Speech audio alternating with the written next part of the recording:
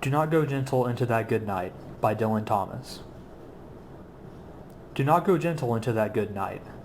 Old age should burn and rave at close of day. Rage, rage against the dying of the light.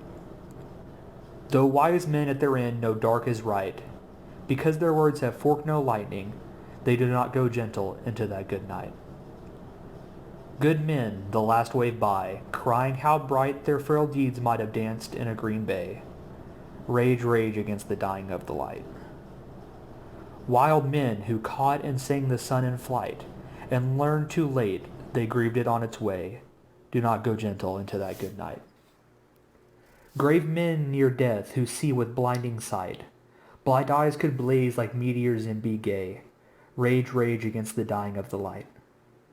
And you, my father, there on the sad height, curse, bless me now with your fierce tears, I pray, do not go gentle into that good night. Rage, rage against the dying of the light. Do Not Go Gentle Into That Good Night by Dylan Thomas is a poem that was written by Thomas about his dying father. Although his father is old and dying, Thomas pleads and demands that he not give up living without a fight. Thomas uses repetition throughout the poem, especially the metaphors of the dying light and the good night. He uses the repetition to further show that he is distraught over potentially losing his father, who he had a close relationship with, and is desperate for him to continue living.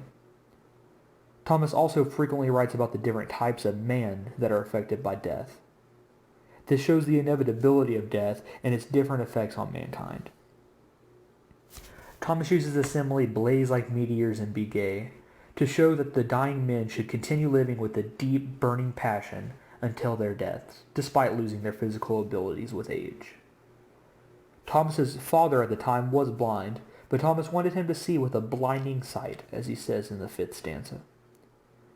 In the final stanza, Thomas is specifically writing to his father instead of the different types of men mentioned earlier in the poem. He ends the poem praying that his father will continue fighting for his life. Rage, rage against the dying of the light. This was a very touching poem and one that many can relate to.